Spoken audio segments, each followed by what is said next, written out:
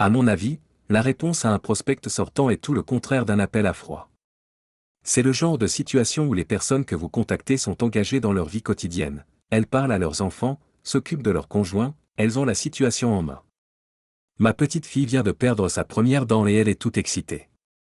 Voilà ce qui se passe lorsque vous passez des appels. La réponse à un prospect est l'antithèse d'un appel à froid.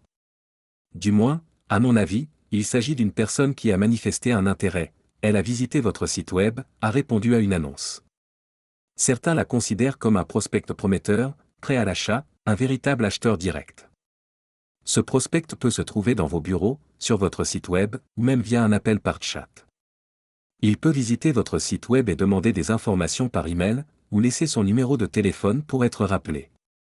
Que ce soit au bureau, lors d'un appel ou sur Internet, les UPS sont perçus comme des prospects intéressés par ce que vous proposez.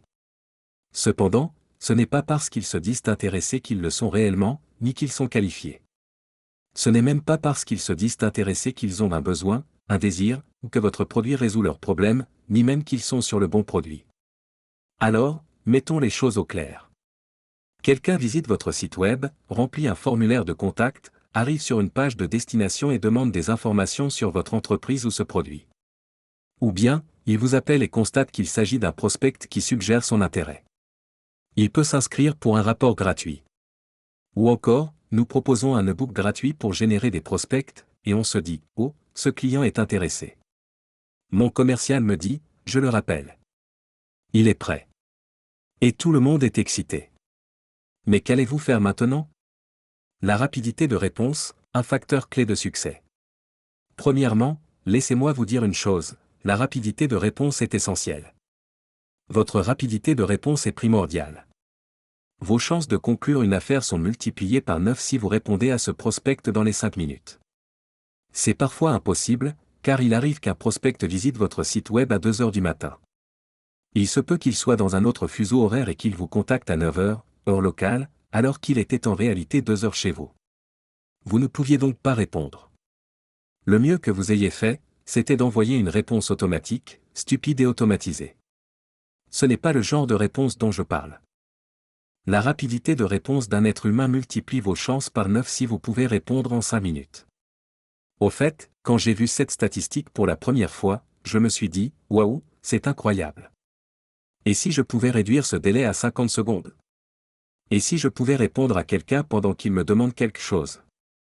Ce qui impliquerait que je sois au micro, à envoyer des SMS en temps réel pendant que je parle ou réponds à une question. Nous en reparlerons plus tard, mais je veux juste que vous y réfléchissiez à nouveau. On parle de démarchage téléphonique. J'ai passé un appel sortant. Ils sont intéressés. John m'a donné une piste, Jeannette. J'ai appelé Jeannette. Elle est intéressée. Bon, et en 5 minutes, j'ai multiplié par 9 mes chances de leur vendre quelque chose. La qualification rapide, une étape cruciale. Deuxièmement, qualifier rapidement la situation lors de cet appel. Il faut être sûr de qualifier rapidement la situation, sans passer trop de temps à établir une relation.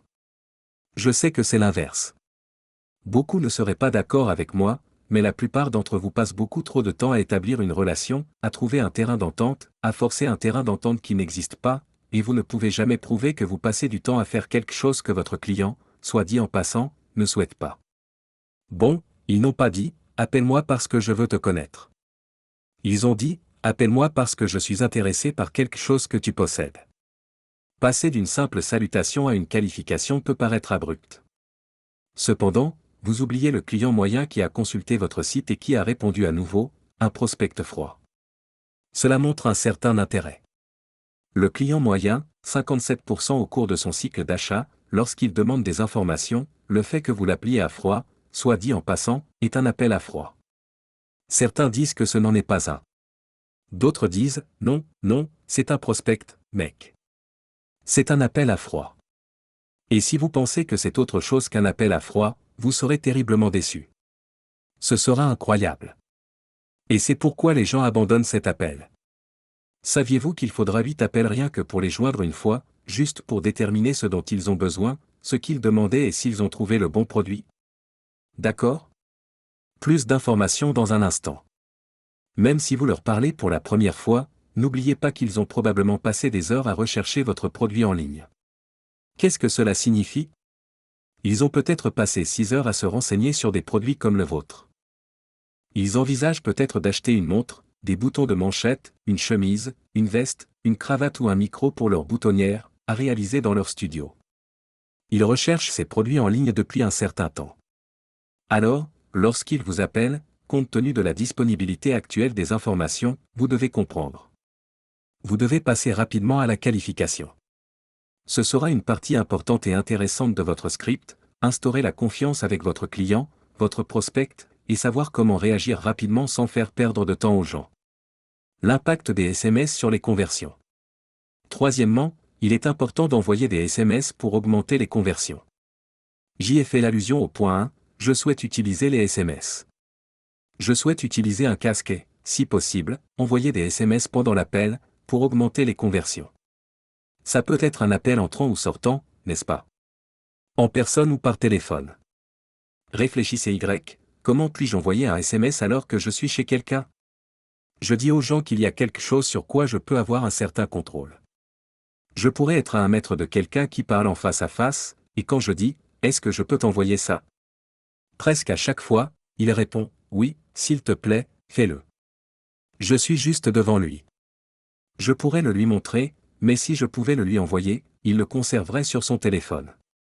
Au fait, je récupère ses données, il récupère les miennes.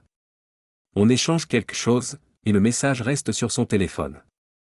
Il est prouvé que les SMS augmentent les conversions de 300%. Il suffit d'envoyer un SMS à son prospect pendant l'appel commercial.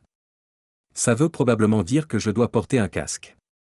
Je ne peux pas lui parler et lui envoyer un SMS en même temps, du moins pas encore.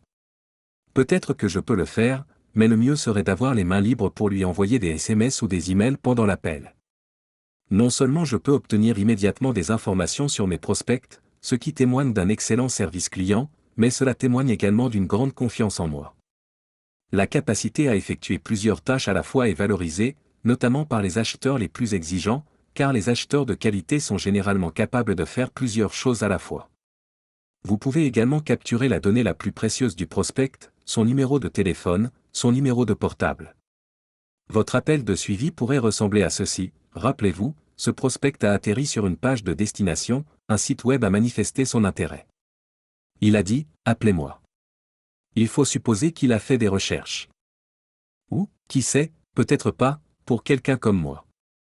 Je ne fais pas beaucoup de recherches.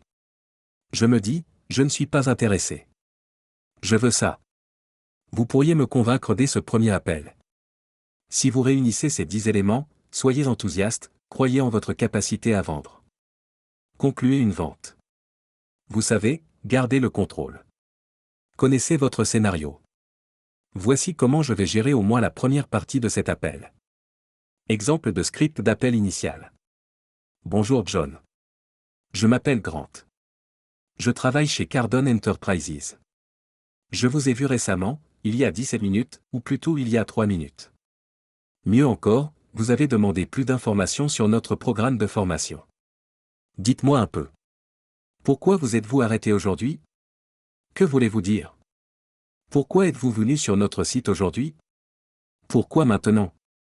Pourquoi aujourd'hui? Maintenant. Si je pose cette question, c'est pour comprendre quel est le problème.